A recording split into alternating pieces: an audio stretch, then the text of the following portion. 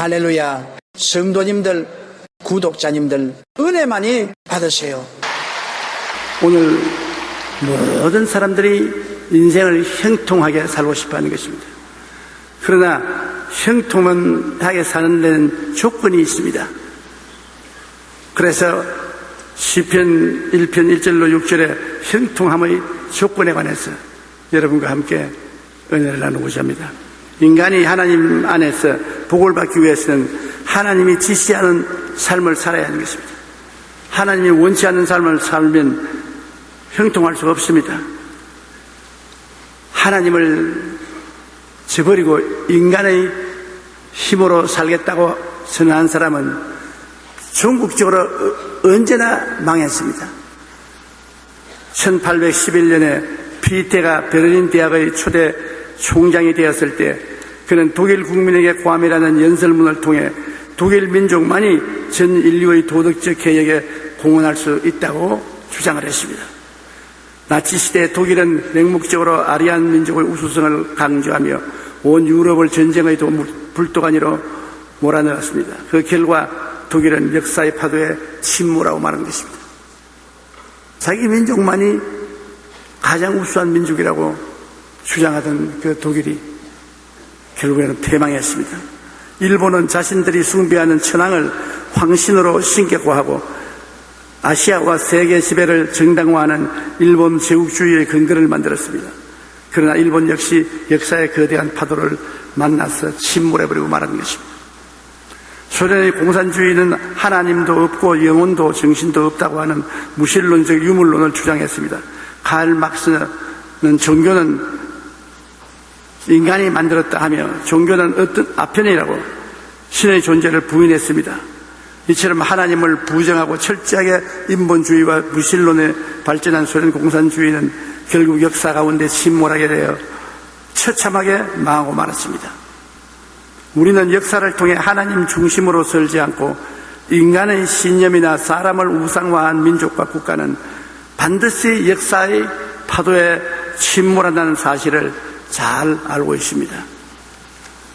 그러므로 우리 복 있는 사람은 이 사실을 마음속에 깊이 새기고 사람을 우상으로 섬겨서 따라서는 안 됩니다. 첫째, 복 있는 사람은 악인들의 꾀를 따르지 아니한다고 말했습니다. 악인들이 세상에 얼마나 많습니까? 그들의 꾀임에 따라가지 않은 것이 복이 있는 사람이라는 것입니다. 아담과 하와는 얼마나 복을 받았습니까? 사람이 하나님의 형상과 모양으로 지음을 받고 온 지구상에 있는 동식물을 다 다스리고 돌볼 권한을 받았으니 보통이 아닙니다. 그럼에도 불구하고 마귀에게 귀를 기울이고 마귀의 말을 듣고 그의 짝짝꿍해서 하나님을 반역하고 악을 도모했습니다. 마귀는 바로 그 자체가 악입니다. 악이라는 것은 쉽게 말하면 나쁜 놈입니다. 나쁜 놈. 야, 이 나쁜 놈아, 야, 이 악한 놈아, 똑같은 말입니다. 그 아담과 하와가 나쁜 놈하고 친구고 삼아서 같이 나쁜 놈이 되어버리고 말았었어요. 창세기 2장 17절에 선악을 알게 하는 나무의 열매는 먹지 말라, 먹는 날에는 내가 반드시 죽으리라고 했는데 마귀가 하와에게 정말 하나님이 그렇게 말씀하시냐? 그렇다고요. 동산 중앙에 있는 나무의 열매는 하나님의 말씀에 너희는 먹지도 말고 만지지도 말라, 너희가 죽을까 하노라 하셨느니라. 죽는다고 했지 언제 먹지도 말고 만지지도 말라고 했습니까? 뱀이 여자에게 이르되 너희가 결코 죽지 아니하리라. 너희가 그것을 먹는 날에는 눈이 밝아져 하나님과 같이 되어 선악을 알 줄 하나님이 아심이라. 여자 그 나무를 본즉 먹음직하고 보암직하고 지혜를 얻을 만큼 탐스럽는지라. 그 열매를 자기가 따먹고 자기와 함께 있는 남편에게도 주매 그도 먹었다고 말했습니다. 이것이 인류 비극의 시작인 것입니다. 범죄한 아담은 노동과 죽음의 형벌을 받게 된 것입니다. 악이란 하나님의 뜻을 거역하고 이 세상에서 파괴하는 절망적인 마귀를 따라가서 죽음을 체험하는 것입니다. 복이 있는 사람은 악한 자의 마귀를 따라가지 않습니다. 에레미야서 2장 13절에 내 백성이 두 가지 악을 행하였나니 곧 그들이 생수에 그런 데는 나를 버린 것과 스스로 웅덩이를 판 것인데 그것은 물을 가두지 못할 터진 웅덩이라고 말했습니다. 하나님 없이 생수를 얻겠다고 온갖 노력을 다합니다. 과학, 문화, 생활 환경의 개선, 온갖 것 다 하죠. 그래도 마음에 행복이 없습니다. 왜냐하면 두 가지 악을 품고 있기 때문에 그렇습니다. 그 중에 한 가지 악이 생수의 근원이 되는 하나님 버린 것과 그 다음 하나님 없이 인본주의로 우물을 팠는데 물을 가두어 놓지 못할 터지는 웅덩이인 것입니다. 야고보서 1장 15절에 욕심이 잉태한 즉 죄를 낳고 죄가 장사한 즉 사망을 낳느니라. 이 세상의 그 무서운 일들은 악이 세상을 지배하고 있다는 증거를 보여주는 것입니다. 우리가 신문의 뉴스, 텔레비, 라디오 뉴스를 들어보면 하루에도 어떻게 어마어마하고 두려운 일들이 생기고 있는지 모릅니다. 그건 왜 그렇습니까? 배후에 악의 세력이 조정을 해서 우리 삶을 선하게 만들지 않고 나쁘게 만드는 것입니다. 마귀는 나쁜 마귀예요. 하나님은 좋은 하나님인 것입니다. 좋은 하나님은 예수 그리스도를 통해서 우리에게 좋은 삶을 주기를 원하고 나쁜 마귀는 불순종하는 사람들을 통해서 우리의 삶에 나쁜 것을 가져오는 것입니다. 요한일서 5장 19절에 온 세상은 악한 자 안에 처한 것입니다. 요한복음 10장 10절에 도적이 오는 것은 도적질하고 죽이고 멸망시키는 것뿐이다. 그 마귀는 그의 달콤한 소리를 하는 것 같아도 결국 따라가면 우리 삶을 도둑질하는 것입니다. 악한 마음이 있지 않습니까? 마태복음 15장 19절에 마음에서 나오는 것은 악한 생각과 살인과 간음과 음란과 도둑질과 거짓 증언과 비방이라. 악한 마음에서 악한 말이 나옵니다. 선한 마음에서는 선한 말이 나오고 그 사람 굉장히 선한 사람이 착한 사람이 왜? 같이 이야기해 보니까 굉장히 말이 선하다, 곱다, 아름답다, 좋다, 선한 사람이다. 그 사람 악한 사람이야. 말이 거칠고 싸나와 아주 나빠. 흉악한 말을 사용해. 속이 악하기 때문에 그것이 악한 말로 나오는 것입니다. 누가복음 6장 45절에 선한 사람은 마음에 쌓인 선에서 선을 내고 악한 자는 그 쌓은 악에서 악을 내나니 이는 마음에 가득한 것을 입으로 말함이라. 우리는 여러 가지 일을 감추옵니다.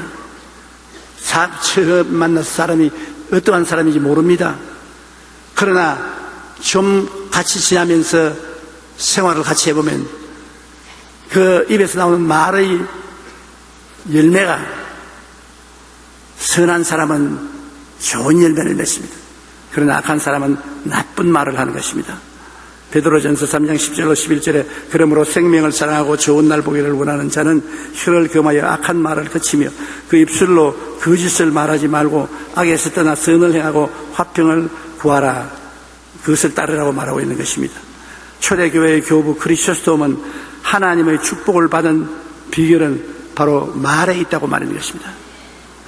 그 입으로 악한 말을 하지 말고 축복의 말을 하라고 강조했습니다. 말은 우리 눈에 안 보이지만은 나가서 운명과 환경을 변화시키는 굉장한 일을 하는 것입니다. 그 말이 무슨 효과가 있다고 그렇게 말 조심하라고. 말은 나가서 그에 해당하는 변화를 가져오기 때문인 것입니다. 미국의 사상가 에머슨은 천사의 말을 하면 천사가 찾아오지만 악마의 말을 하면 악마가 찾아온다고 말하는 것입니다. 천사 같은 말을 하면 그 말이 나가서 환경을 천사처럼 만들어요. 그러나 악한 말을 하면 루시퍼 같이 악한 환경을 만들어요. 미국의 성공학자 데일 카네기는 그 사람이 성공할 사람인지 실패한 사람인지는 그 사람이 말하는 것을 들어보면 알 수 있다고 말하는 것입니다. 성공한 사람은 언제나 긍정적이고 적극적이고 창조적이고 희망적인 말을 합니다. 그러나 실패하는 사람은 언제나 패배하고 좌절하고 절망하고 망하는 이야기를 하는 것입니다. 쉬지 않고 늘 원망불평 탄식을 말하는 것입니다. 복 있는 사람은 먼저 그 마음에 하나님의 뜻을 따르기 때문에 늘 축복의 말, 긍정적이고 희망찬 말을 합니다. 그러나 악인은 그 마음이 악한 생각들로 가득하여서 악한 말과 악한 행위가 따르게 되는 것입니다. 그러므로 우리는 우리 말과 행위에 굉장히 조심해야 됩니다. 에베소 5장 5절로 9절에 너희도 정녕 이것을 알거니와 음행하는 자나 더러운 자나 탐하는 자나 우상숭배자는 다 그리스도와 하나님의 나라에서 기업을 얻지 못하리니 누구든지 헛된 말로 너희를 속이지 못하게 하라. 이로 말미암아 하나님의 진노가 불순종의 아들들에게 임하나니 그러므로 그들과 함께 하는 자가 되지 말라. 너희가 전에는 어두움이더니 이제는 주 안에서 빛이라. 빛의 자녀들처럼 행하라. 빛의 열매는 모든 착함과 의로움과 진실함에 있나니라고 말한 것입니다. 그러므로 복이 있는 사람은 악한 자들의 꾀를 쫓지 않습니다. 악한 자들이 온갖 꾀를 내어서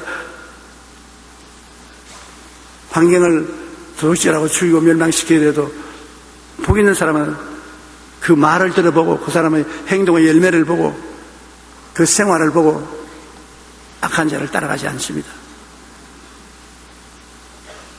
누구도 분별하지 않고 그냥 막 따라 나섰다가는 큰일 나는 것입니다. 그러므로 나쁜 악한 사람을 따라가지 말고 친구로 삼지 말고 좋고 착한 성도와 가까이 지내고 친구로 지내면 복이 따르는 것입니다. 복이 있는 사람은 둘째로 죄인의 길에 서지 아니합니다. 죄라는 것은 율법이 주어졌는데 그것을 어길 때 죄가 되는 것입니다. 죄는 율법이 있어야 나타나는 것입니다. 로마서 5장 10절에 죄가 율법이 있기 전에는 세상에 있었으나 율법이 없었을 때는 죄를 죄로 여기지 아니하느니라. 율법이 없는데 무슨 죄를 지었습니까?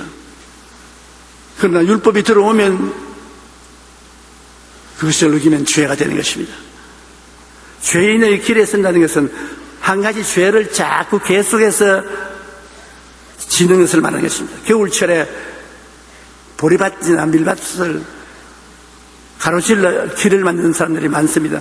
우리가 학교 다닐 때 둘러가기 싫으니까 보리밭이나 밀밭을 가로질러서 자꾸 하니까 사람들이 지나간 보리밭은 보리나 밀이 다 죽어서 길이 나돼 있습니다.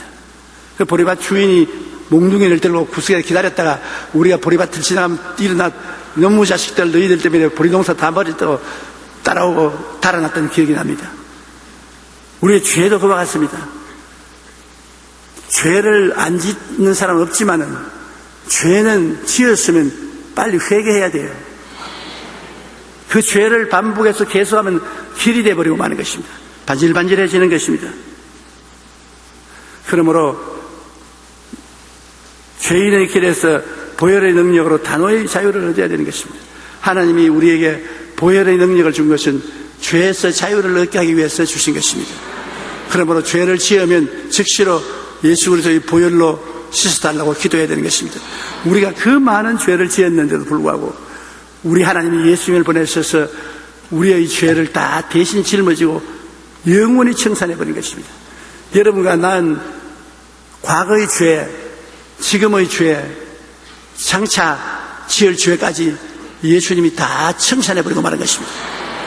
죄의 값은 사망인데 우리는 오늘날 죄 때문에 지옥 가는 것이 아니라 믿지 않기 때문에 지옥 가는 것입니다. 하나님의 은혜를 받아들이지 않기 때문인 것입니다. 요한 1서 1장 7절로 9절에 그가 빛 가운데 계신 것 같이 우리도 빛 가운데 행하면 우리가 서로 사귐이 있고 그 아들 예수의 피가 우리를 모든 죄에서 깨끗하게 하실 것이요 만일 우리가 우리 죄를 자백하면 그는 미쁘시고 이로우사 우리 죄를 사하시며 모든 불의에서 깨끗하게 해주신다고 말씀하고 있는 것입니다. 우리가 죄인의 길에 서지 않으려면 주님이 주신 십계명을 늘 마음속에 비추어봐야 되는 것입니다. 얼굴을 깨끗이 하고 머리를 깨끗이 해서 사람들 앞에 서려면 늘 거울을 쳐다봐야 되는 것입니다. 그와 같이 우리 죄에서 해방되려면 10계명을 알아야 뭐가 죄인 줄 알기 때문에 10계명을 적어서 벽에 붙여놓든지 수첩에 넣어놓든지 해서 매일 같이 봐야 되는 것입니다. 나의 외에 다른 신들을 내게 두지 말라. 너를 위하여 우상을 만들지 말라. 야훼의 이름을 망령되게 부르지 말라. 안식일을 기억하여 거룩하게 지켜라. 내 부모를 공경하라. 살인하지 말라. 간음하지 말라. 도적질하지 말라. 내 이웃에 대하여 거짓 증거하지 말라. 내 이웃을 탐하지 말라. 알아야 내가 그것을 안 하지요. 모르면 하게 된다고요. 그래서 늘 10계명을 내 주위에 두고 쳐다보고 그를 행하면 죄에서 승리하는 삶을 살 수 있는 것입니다. 그러면 하나님이 가차히 계실 수 있기 때문에 하나님의 은총을 우리가 누릴 수가 있는 것입니다. 미국 연방수사국 FBI에서 가장 잔혹한 유아 살해범들을 조사했더니 공통점이 발견되었습니다. 이들은 교회에 가본 적이 없고 폭력적인 TV나 게임에 빠져 있었습니다. 12년간 은행 강도들의 고통 중도 교회에 가본 적이 없고 도박과 마약에 빠져 있었다는 것입니다. 미국의 범죄심리학자는 각종 범죄자들을 대상으로 심리조사를 한 결과 범죄자의 90%가 마음의 강팍한 사람이다. 마음이 아주 강팍해요. 그들의 마음은 굳어지고 병들어서 다른 사람에게 마음을 열지 않아 대화조차 하지 못했다고 말한 것입니다. 그러다가 보니 점점 더 마음이 사납고 강팍해져서 다른 사람들에게 해를 끼치고 폭력을 사용하며 살해까지 하게 된 것입니다.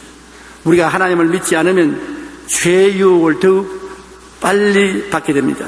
죄인의 길에 선다는 말은 죄를 따르는 것이 상습이 되어서 더 이상 양심의 가책도 없이 더욱 잔인하게 되는 것을 말하는 것입니다.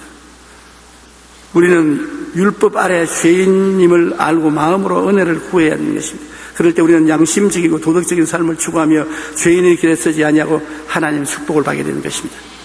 죄인의 길에 서서 축복받을 리가 없는 것입니다.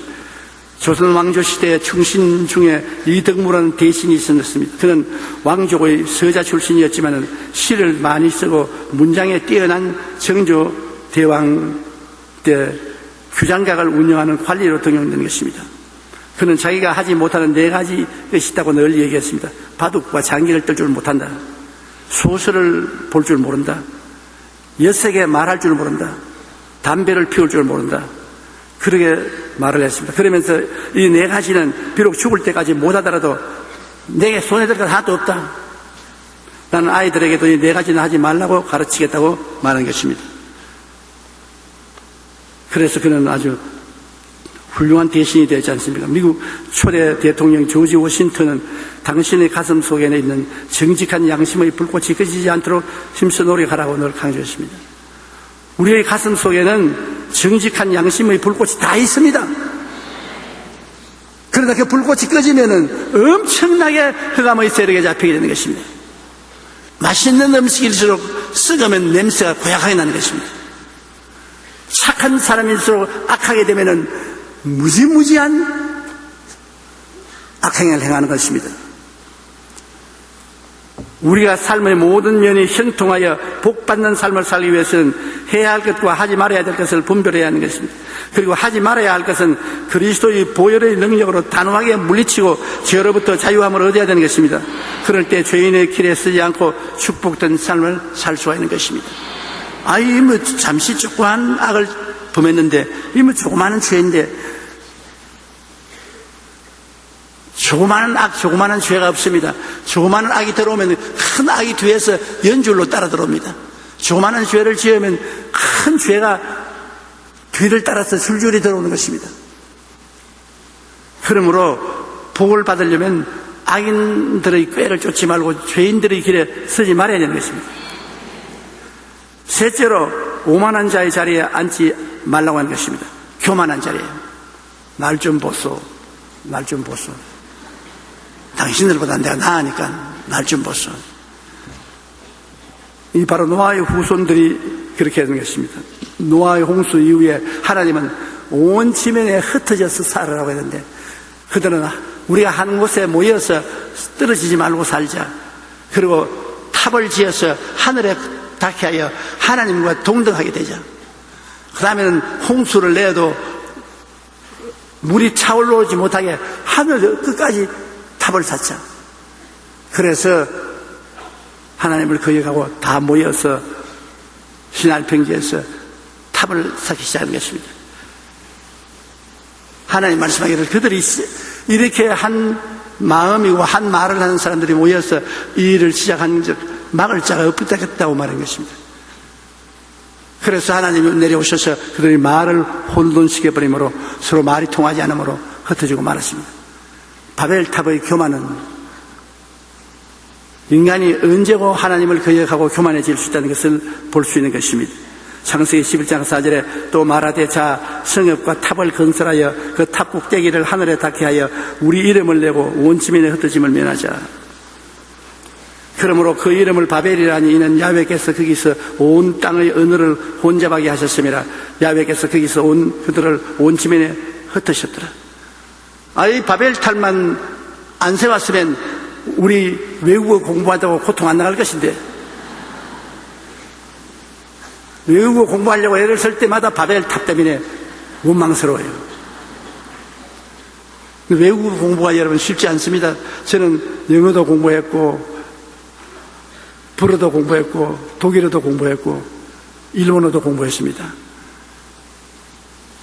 그런데 나중에는 저게 갖고 아예 혼돈이 되고 바벨탑만 요구하게 돼요.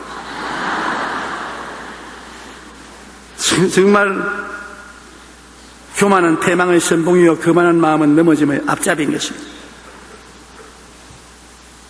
교만하면 패망하고 거만하면 자빠지는 것입니다. 옛날에 이스라엘의 대제사장이나 바리새인이나 사두개인은 자기를 과대평가했습니다. 굉장한 지위를 가진 줄 알고 의시되고 사람들을 무시하고 예수님을 잡아 죽이는 당사자들이 되는 것입니다.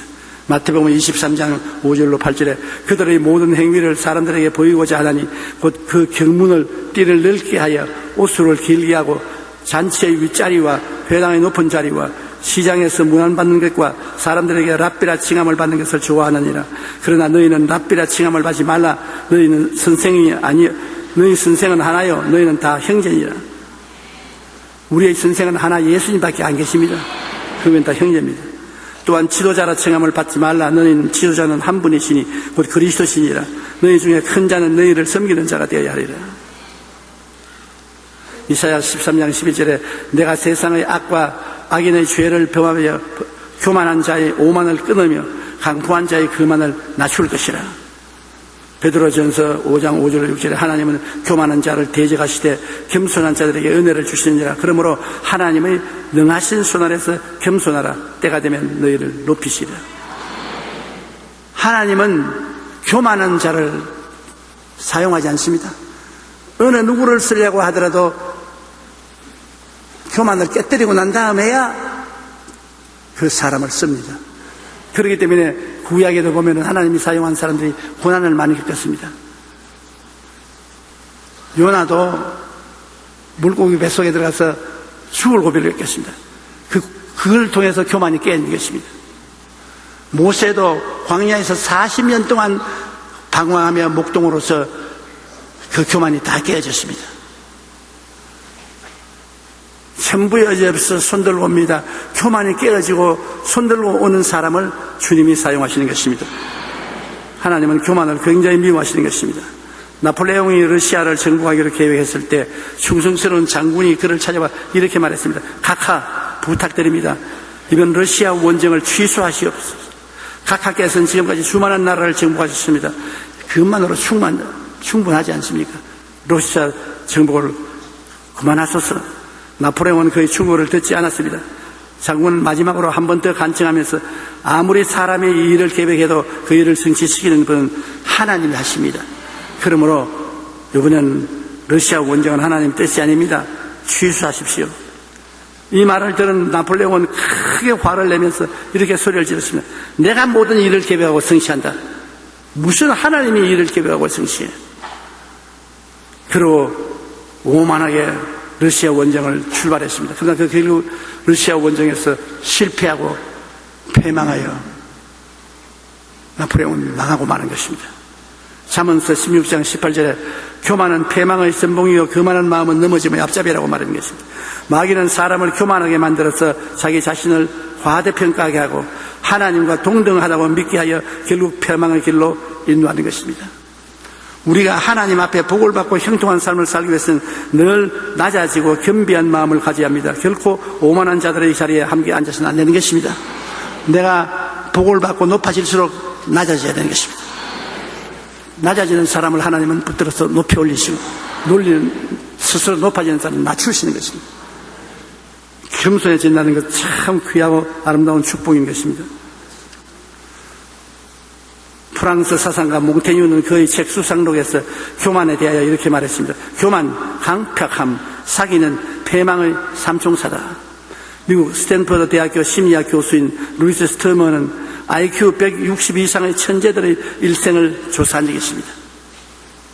그런데 천재 아이들이 대부분이 성인이 되어 실패자의 인생을 살고 있다는 것을 발견하고 그 원인을 살펴봤습니다.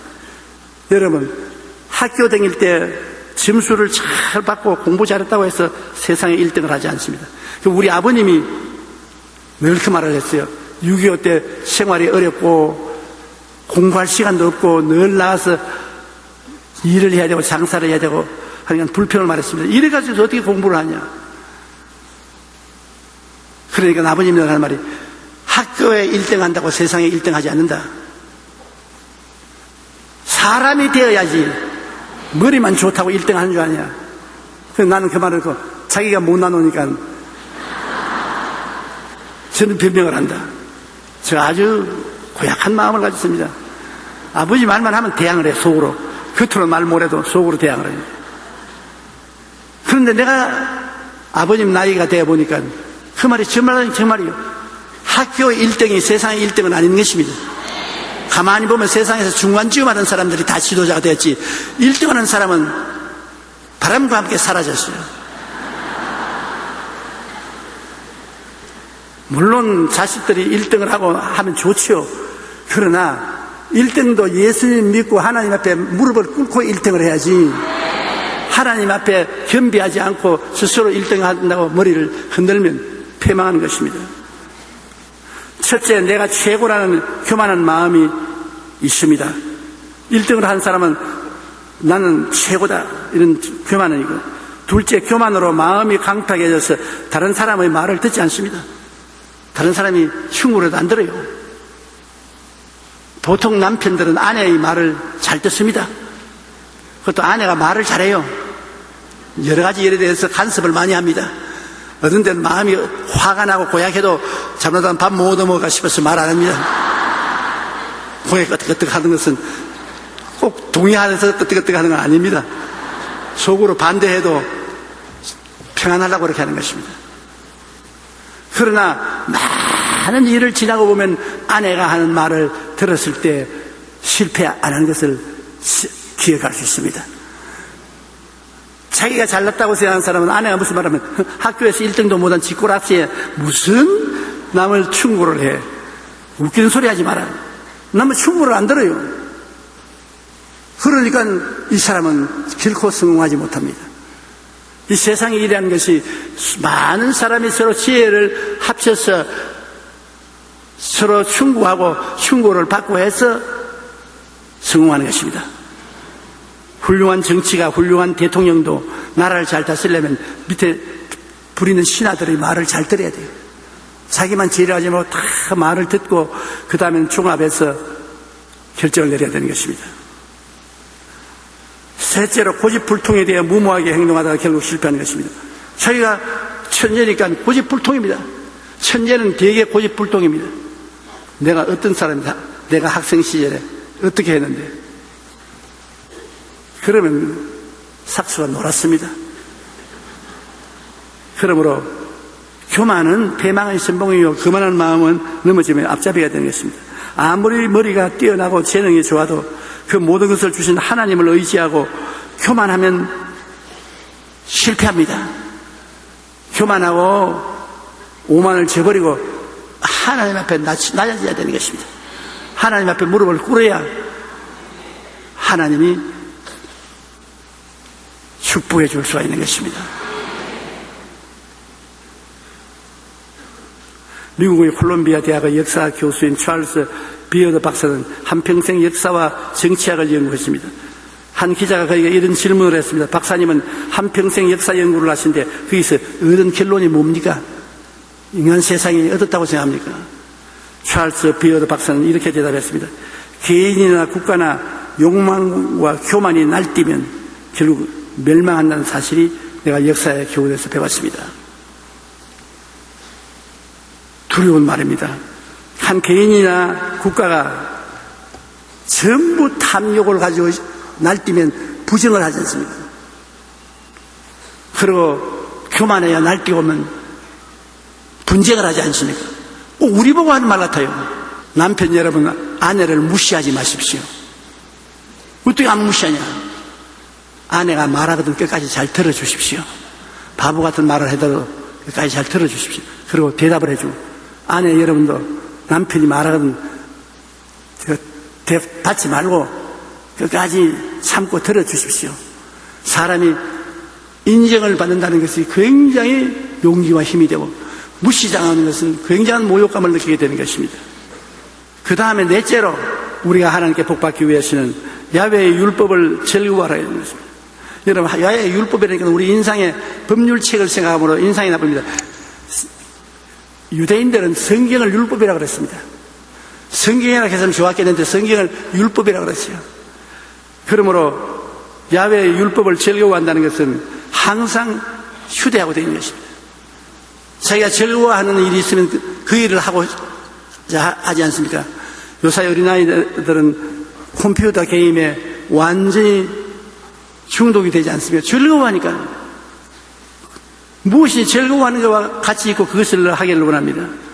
그러면 우리 예수 믿고 성공하는 사람은 이 말씀을 늘 휴대하고 말씀과 같이 해야 되는 것입니다. 신명기 17장 19절에 보면 평생에 자기 옆에 두고 읽어 그의 하나님 야훼를 경외하기를 배우며 이 율법의 모든 말과 이 규례를 지켜 행할 것이라. 평생에 내 곁에 두고 읽고 묵상하고 그 기록한 대로 행하려고 노력을 하는 것입니다.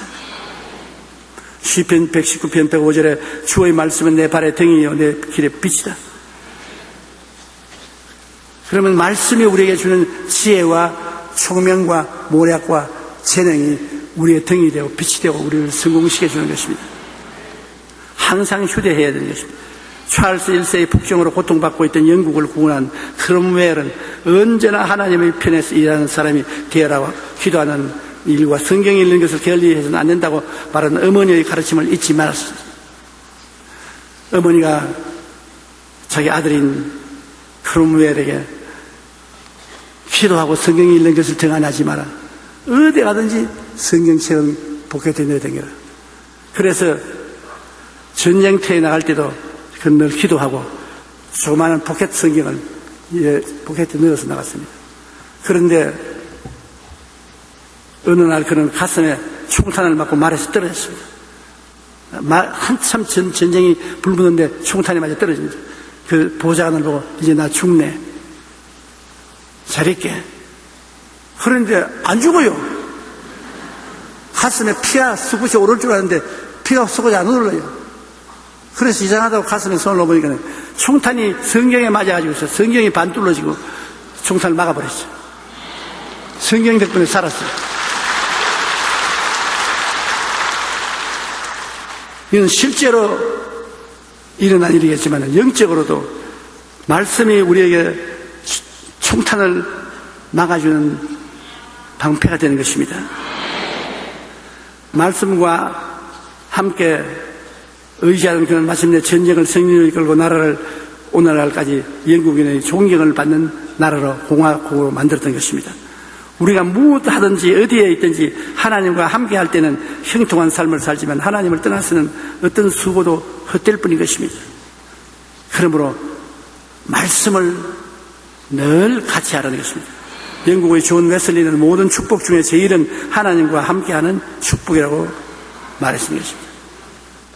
하나님이 같이 계시는 것이 제일 큰 축복이죠. 하나님이 함께 계시면 하나님이 가만 계시는 하나님입니다. 하나님은 좋은 하나님인 것입니다. 그냥 들어와 오시면 자꾸 좋은 일을 하지 가만히 있지 못합니다. 하나님은 항상 좋은 일을 자꾸 해요. 하나님과 같이 있는 것이 제일 큰 축복이죠. 그러므로 말씀을 밤낮 읽고 묵상하는 것, 내가 말씀을 꼬지꼬지 묵상해서 생각해 보는 것 얼마나 좋습니까? 여호수아 1장 8절에 이 율법책을 내 입에서 떠나지 말게 하여 주야로 그것을 묵상하여 그 안에 기록된 대로 다 지켜 행하라. 그리하면 내 길이 평탄하게 될 것이며 내가 형통하리라. 하나님 말씀과 형통은 같이 따릅니다. 하나님 말씀이고 우리 삶의 형통은 형통이고 삶하고 관계가 없다고 생각하면 큰일인 것입니다. 요한계시록 1장 3절에 이 예언의 말씀을 읽는 자와 듣는 자와 그 가운데 기록한 것을 지키는 자는 복이 있다. 하나님 말씀에는 복이 함께 따르고 형통이 함께 따릅니다. 위계한 나라, 발전하지 못한 나라가 빨리 개명해지고 발전하려면 하나님의 말씀을 받아들여야 되는 것입니다. 그게 제일 속결입니다. 교회를 세우고 하나님 말씀을 가르치고 말씀으로 따라서 살면은 신속하게 성장하고 발전하는 것입니다. 미국의 대통령이었던 아브라함 링컨은 어린 시절 추억 중에 가장 인상에 남는 것은 어머니 무릎에 앉아서 성경 말씀을 들었던 것이라고 말했습니다. 특히 귀가 닳도록 십계명을 되풀이하여 들려주는 것을 잊을 수가 없었다고 했는 것입니다. 그가 공직에 있을 때 뇌물의 유혹을 많이 받곤 했는데 그때마다 거절하면서 그는 이렇게 말했습니다. 도둑질하지 말라. 주 너의 하나님의 말씀이니라. 링컨의 방에는 깃발 하나가 걸려 있었는데 거기에는 마음을 강하게 하고 담대히 하라. 두려워 말며 놀라지 말라. 내가 어디로 가든지 내 하나님 야훼께서 너와 함께 하시느니라. 대통령으로 직무를 다하다가 힘이 들 때마다 이 말씀을 보고 큰 힘과 용기를 얻었다고 말하는 것입니다. 우리가 범사에 형통한 삶을 살기 위해서는 무엇보다도 늘 말씀 가운데 서야 하는 것입니다. 말씀이 바로 형통인 것입니다. 인류 역사상 전성기를 누렸던 나라와 민족을 보면 그들은 철저히 하나님을 중심으로 했을 때 놀라운 축복을 받고 영향력을 발휘했던 것을 알 수 있습니다. 독일은 마르틴 루터가 종교개혁을 일으킨 후 말씀 중심으로 살면서 엄청나게 번창하고 세계에 영향력을 미친 나라가 되었습니다. 그러나 그 후 독일 민족을 우상화하고 하나님 중심의 삶을 저버린 비태 같은 사람의 가르침을 받은 독일 국민은 하나님 중심으로 사는 삶을 저버리고 파멸하고 마는 것입니다. 스위스는 작은 산악국가에 불과했지만 칼빈에 의해 개신교가 뿌리를 내린 후에 잘 사는 나라가 되어 오늘날 세계가 부러워하는 나라가 되어 있습니다. 저는 스위스에 가서 제일 놀란 것은 평지가 없어요. 전부 산이에요. 그곳에 들어가서 잘 살 수가 없어요. 완전히 산악지대인 것입니다. 그런데도 세계 1등 국가로 사는 것입니다. 칼빈이 바로 스위스 사람인 것입니다. 기독교 개혁운동을 일으켰고 온 국민 전체가 주님을 잘 믿는 나라가 되자 그렇게 축복을 받는 것입니다. 덴마크도 마찬가지입니다. 덴마크는 오스트리아와 트루시아의 전쟁에서 참패하여 기름진 땅을 빼앗겨 처참한 처지에 있게 되는 것입니다. 그때 절망하고 허덕이는 국민들을 향해서 그른투비 목사가 일어나서 삼해운동을 하기 시작했습니다. 하나님을 사랑하자, 이웃을 사랑하자, 자연을 사랑하자. 그른투비의 삼해운동을 통해서 온 덴마크의 학교에 말씀을 가르치고 하나님을 섬기는 것을 가르치겠습니다. 그 결과 100년이 못되어 덴마크는 이 세상에서 가장 후수한 농업국가가 되고 가장 잘 사는 나라 중에 하나가 된 것입니다. 해가 지지 않는 나라로 전 세계 장악하는 시절에 영국은 말씀으로 나라를 통치하던 빅토리아 여왕 시대였습니다. 여왕은 늘 성경을 옆에 두고 생활하며 성경을 읽고 묵상하고 하나님을 찬양했습니다. 그 결로 조그마한 영국이 식민지를 가지고 있는 나라가 되어서 영국의 땅에는 해가 지지 않는다고 말하는 것입니다. 미국은 우리가 너무나 잘 알고 있듯이 신앙을 위해 신대륙으로 건너와 제일 먼저 교회를 세우고 하나님을 중심으로 한 나라를 세운 순례자들에 의해서 된 나라인 것입니다. 그리고 온 세계에 복음을 나누고 선교사를 파송했습니다. 오늘날 미국은 세계 역사상 가장 강력한 나라로 성장했습니다. 사람들이 말하기를 얼마 있지 않냐면 중국이 미국의 경제를 앞질 것이라고 그 인간적으로 계산해서 그렇게 말하는 것입니다. 중국이 미국처럼 교회를 마음대로 세우는 것을 허락해주고 선교사가 마음대로 갔다 왔다 할 수 있는 나라로 만들어주면 그렇게 될 수 있는 것입니다. 지금도 엄청난 핍박을 가하고 있는 중국 정부, 그 정부 하에서 절대로 미국을 이기지 못합니다. 미국도 많이 타락했고 이방신이 많이 들어왔지만 그래도 미국은 하나님을 중심으로 섬깁니다. 오늘날 또 1년에 한 번씩 대통령이 기도의 날을 정해서 온 국민에게 선포하고 온 국민이 기도합니다. 바로 5월 기도의 날에 미 8군 사령부에는 기도의 날 설교자로 제가 가서 설교하게 되어 있는 것입니다.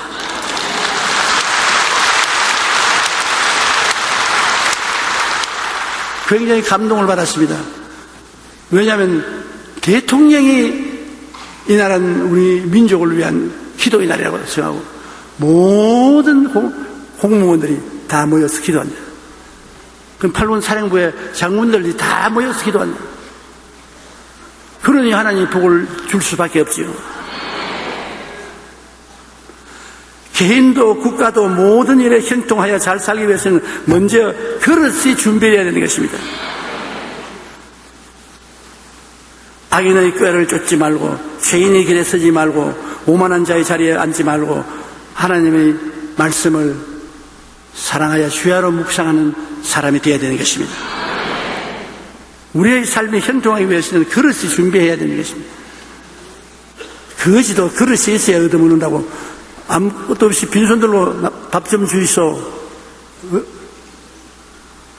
얻어먹을 수 없어요.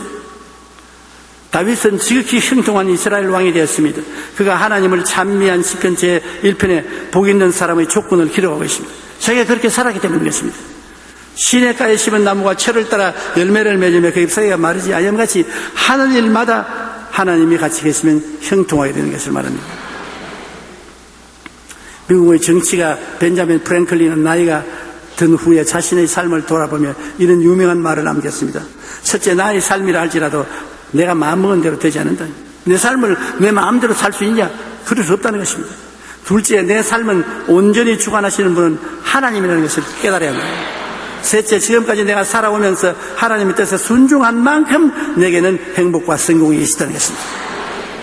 미국의 오랄 로버트 목사님은 저하고 아주 가까운 친구 목사님이었는데 최근에 천당 갔습니다만 하나님의 축복을 받기 위해서는 먼저 축복받을 만한 그릇이 되어야 한다. 자기 삶이 하나님을 모실 만한 그런 삶이 되어야 된다는 것입니다. 형통하여 축복받는 삶을 살기 위해서는 먼저 축복의 그릇을 잘 준비해야 합니다. 하나님의 뜻을 따라 하나님이 기뻐하시는 삶을 살 때 우리는 시냇가에 심은 나무가 시절을 쫓아 열매를 맺으며 그 잎사귀가 마르지 아니함 같으니 그 행사가 다 형통하리로다. 하나님은 우리가 형통하기를 원하십니다. 형통해야 주는 사업에 많은 물질을 기여할 수 있는 것입니다. 헐벗고 굶주리고 가난한 사람을 도와줄 수 있는 것입니다. 저 땅 끝까지 그리스도의 복음을 전할 수 있는 것입니다. 하나님은 우리가 모든 일에 항상 모든 것이 넉넉하여 모든 착한 일을 넘치게 하기를 원하시는 것입니다. 그러면 우리가 하나님 앞에 그릇만 준비하면 어떠한 환경에도 하나님은 우리를 버리지 않고 우리와 같이 해주시는 것입니다. 복 있는 사람은 악한 자의 꾀를 쫓지 아니하고 죄인의 길에 서지 아니하며 오만한 자의 자리에 앉지 않고 하나님의 율법을 즐거워하여 그 율법을 주야로 묵상하는 자들. 어렵지 않습니다. 누구든지 그렇게 될 수 있습니다. 내 마음에 결심을 하면 하나님이 길을 여십니다. 내 환경을 두려워할 필요 없습니다. 아무리 환경이 나빠도 하나님은 환경보다 더 크신 하나님이 계십니다. 그러므로 여러분, 성공적으로 인생을 사는데 필요한 이 조건을 여러분 반드시 실천하십시오. 잘 실천하면 큰 복을 받을 것이고, 조금 하면 조금 받을 것입니다. 하나님은 구말리 멀리 장치에 있지 않습니다. 여러분 곁에 계십니다. 우리 곁에 있어요. 그러므로 우리가 속으로 하는 기도도 듣고 하시죠. 은하표 별 제 건너편에 계시면 우리가 속삭이는 말을 누가 듣겠습니까? 하나님은 항상 우리와 같이 계세요. 그러므로 하나님께서 여러분을 기쁘게 여기사 큰 복을 주게 되시기를 주님 이름으로 축원합니다. 기도드리겠습니다. 살아계신 아버지 하나님, 우리가 이 땅에서 형통하게 살 수 있는 길을 하나님은 이미 우리에게 주신 것을 감사합니다. 하나님이 주신 길을 우리가 받아들이지 아니하고 따르지 아니함으로 늘 고생을 하는데, 오늘 원하오니 아버지 하나님이 주신 길을 기억하고 이 길로 행하게 도와주시옵소서. 그리고 강하고 담대한 기도와 믿음을 갖게 도와주시옵소서. 예수님 이름으로 기도드립니다. 아멘. 할렐루야. 아멘. 목사님 감사합니다. 구독과 좋아요는 제작하는 데 힘이 됩니다. 감사합니다.